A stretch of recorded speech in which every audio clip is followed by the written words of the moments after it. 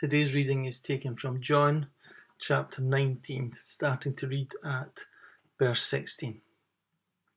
Finally, Pilate handed him over to them to be crucified. So the soldiers took charge of Jesus. Carrying his own cross, he went out to the place of the skull, which in Aramaic is called Golgotha. Here they crucified him, with him 2 others, one on each side and Jesus in the middle. Pilate had a notice prepared and fastened to the cross. It read, "Jesus of Nazareth, the King of the Jews." Many of the Jews read this sign, for the place where Jesus was crucified was near the city, and the sign was written in Aramaic, Latin, and Greek. The chief priests of the Jews protested to Pilate, "Do not write the King of the Jews, but that this man claimed to be the King of the Jews." Pilate answered, "What I have written, I have written."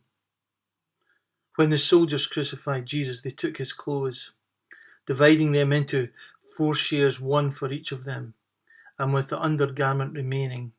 This garment was seamless, woven in one piece from top to bottom.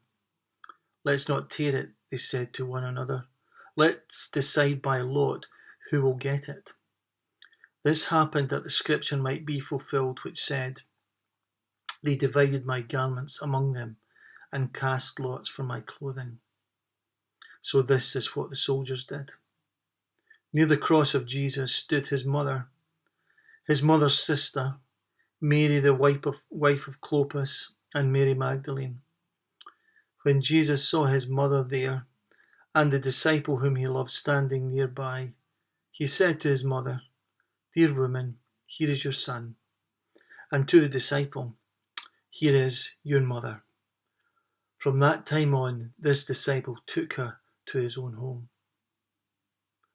Later, knowing that all was now completed, and so that scripture would be fulfilled, Jesus said, "I am thirsty." A jar of wine vinegar was there, so they soaked a sponge on it, put the sponge in a stalk of the hyssop plant, and lifted it to Jesus' lips. When he had received the drink, Jesus said, "It is finished."